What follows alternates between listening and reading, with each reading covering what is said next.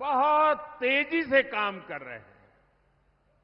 आप देखिए, अभी कोई ज्यादा समय नहीं हुआ है, बहुत कम समय हुआ है, लेकिन इन्होंने इतने कम समय में रॉकेट की गति से सरकार चलाई है। धान किसानों को दी गारंटी, पूरी कर दी। अब तेंदुपत्ता संग्राहकों को भी ज्यादा पैसा मिल रहा है। तेंदुपत्ता खरीद भी तेजी से हो रही है। यहां की माताओं बहनों को महतारी वंदन योजना से भी लाभ हुआ है। छत्तीसगढ़ में जिस तरह कांग्रेस के घोटालेबाजों पर एक्शन हो रहा है, ये पूरा देश देख रहा है। साथियों, मैं आज आपसे विकसित भारत, विकसित छत्तीसगढ़ के लिए आशीर्वाद मांगने के लिए आया हूं।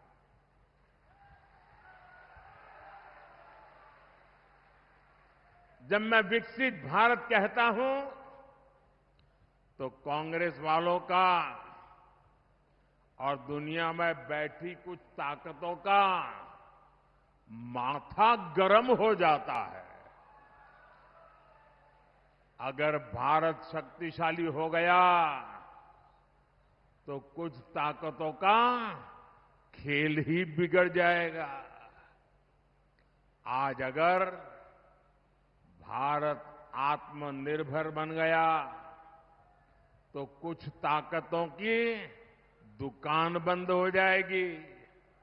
इसलिए वो भारत में कांग्रेस और इंडी गठबंधन की कमजोर सरकार चाहते हैं। ऐसी कांग्रेस सरकार जो आपस में लड़ती रहे, जो घोटाले करती रहे। साथियों, कांग्रेस का इतिहास सत्ता के लालच में देश को तबाह करने का रहा है। देश में आतंकवाद फैला, किसके कारण फैला? किसके कारण फैला? किसके कारण फैला? किसके कारण फैला? देश में नक्सलवाद बढ़ा, किसके कारण बढ़ा? किसके कारण बढ़ा? साथियों, कांग्रेस का कुशासन और लापरवाही यही कारण है कि देश बर्बाद होता गया। आज भाजपा सरकार आतंकवाद और नक्सलवाद के विरुद्ध कड़ी कार्रवाई कर रही है, लेकिन कांग्रेस क्या कर रही है? कांग्रेस हिंसा फैलाने वालों का समर्थन कर रही है। इतना ही नहीं, जो लोग निर्दोषों को मारते हैं, लोगों का जीना हराम कर देते हैं, पुलिस पे हमला करते हैं, सुरक्षा बलों पर हमला करते हैं, अगर वो मारे जाएं तो एक कांग्रेस वाले उनको शहीद कहते हैं। जब आप ऐसे लोगों को शहीद कहते हो ना, तो इस देश के शहीदों का, वीरों का अपमान करते हो। इसी कांग्रेस की सबसे बड़ी नेता आतंकवादियों के मारे जाने पर आंसू बहाती है। ऐसी ही करतूतों के कारण कांग्रेस देश का भरोसा खो चुकी है। भाइयों और बहनों, आज जब मैं सरगुजा आया हूं तो कांग्रेस की मुस्लिम लीगी सोच को देश के सामने रखना चाहता हूं। और जब उनका मैनिफेस्टो आया, उसी दिन मैंने कह दिया था, आज नहीं कह रहा हूं, उसी दिन कहा था कि कांग्रेस का मैनिफेस्टो पर मुस्लिम लीग की छाप है।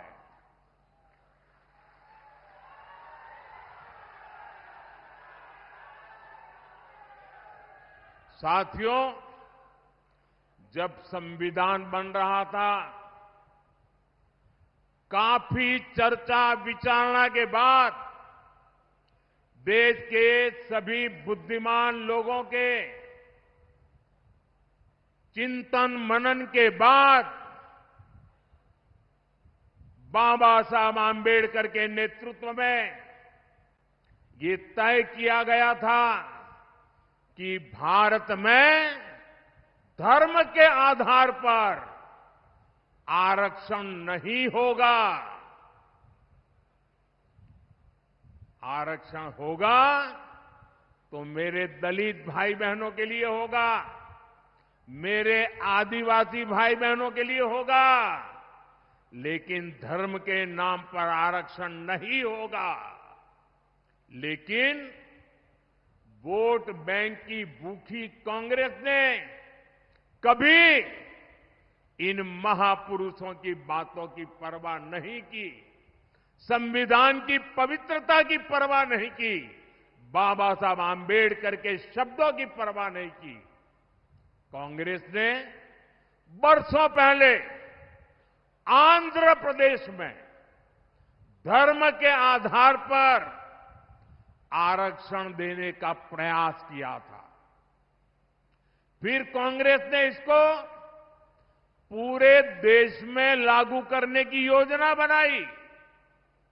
इन लोगों ने धर्म के आधार पर 15% आरक्षण की बात कही और ये भी कहा कि एससी, एसटी, ओबीसी का जो कोटा है उसी में से कम करके, उसी में से चुरा करके ये धर्म के आधार पर कुछ लोगों को आरक्षण दिया जाए। 2009 के अपने घोषणा पत्र में कांग्रेस ने यही इरादा भी जताया। 2014 के कांग्रेस के घोषणा पत्र में भी इन्होंने साफ साफ कहा था कि वो इस मामले को कभी भी छोड़ेंगे नहीं, मतलब धर्म के आधार पर आरक्षण देंगे। अगर दलितों का, आदिवासियों का आरक्षण कट करना पड़े तो करेंगे। कई साल पहले कांग्रेस ने कर्नाटका में धर्म के आधार पर आरक्षण लागू भी कर दिया था। जब वहां बीजेपी सरकार आई तो हमने संविधान के विरुद्ध, बाबा साहब आम्बेडकर की भावना के विरुद्ध कांग्रेस ने जो निर्णय किया था उसको उखाड़ करके फेंक दिया और दलितों को, आदिवासियों को, पिछड़ों को उनका अधिकार वापस दिया। लेकिन कर्नाटक की कांग्रेस सरकार, उसने और एक पाप किया।